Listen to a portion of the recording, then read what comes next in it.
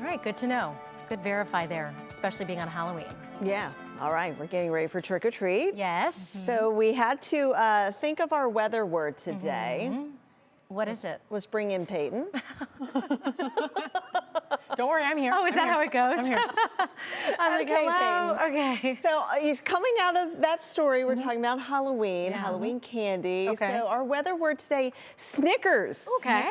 Snickers. Okay. We changed it last minute, I see. Okay. We'll fit Snickers in. Yeah, Let's you do can it. get That's not even my favorite Halloween candy, if I'm being honest with you. What's your favorite? It goes in between. I'm either a Butterfinger or a Laffy Taffy, and those are like two Laffy opposite Taffy. sides of the spectrum. I know. Believe me, I'm here for the jokes, Lena. I'm as corny as those jokes could ever be.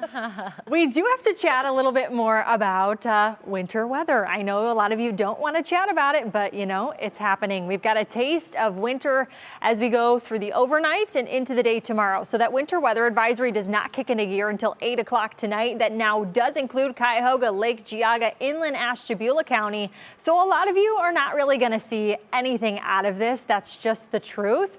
But it goes until about mid-morning, and that's because we will take on the characteristics of more lake effect snowfall come overnight and then very early tomorrow. But there's also going to be some rain to contend with. We already have a few spotty showers that are working through parts of Stark, Portage, and even Trumbull County too at this hour. But just over my shoulder, a few flakes flying closer to Detroit and Toledo right now. And that's really where the bulk of it lies, is still west of us, everywhere from about Fort Wayne all the way up to South Bend, Indiana, Kalamazoo. And this is headed in our direction. But again, there's more where that came from, or at least more chances where that came from too. I think what passes tonight is going to be really this leading edge. We really have to talk about when we hit midnight, and we'll get into that in just a second. But my own father, back in the suburbs of Chicago, sent me a few photos because they got what we are about to experience first. So this is from my dad. This might look super impressive for a second, but this was moments later. And that's what a lot of us are going to deal with. You'll see visibility come down for a second if you have to be out and driving.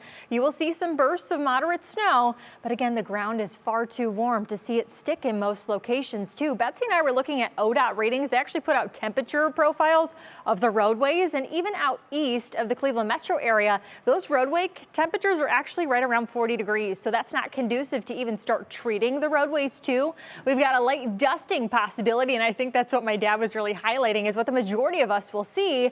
Yes, there is the possibility for a few inches in the snow belts because they are favored due to their higher terrain. Bursts of snowfall can also limit visibility, as a few friendly reminders, and it's not going to last very long. In fact, it barely is going to make it toward Thursday because we're not only going to see the return of mild temperatures, but we also see some sunshine. So all the ghosts and goblins, grab the Snickers out of the forecast bowl for you.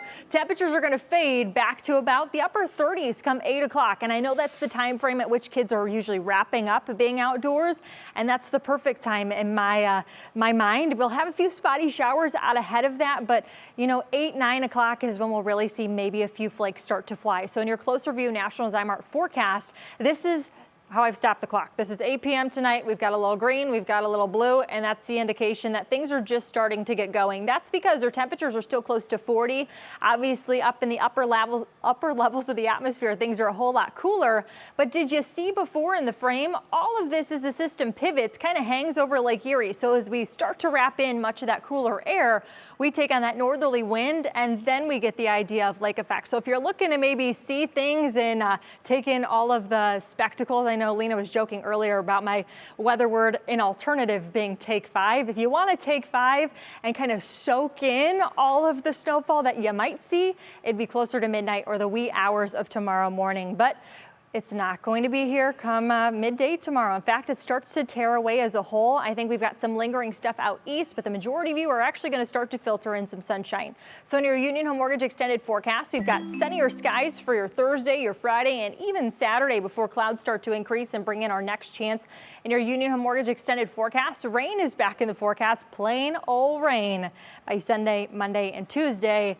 And Lena, I know that we do the show together on Sunday. We're going to be talking about a soggy, potentially it could be a victory Monday that we're alluding to, and that's what we obviously hope as the Browns take on the Cardinals. All right.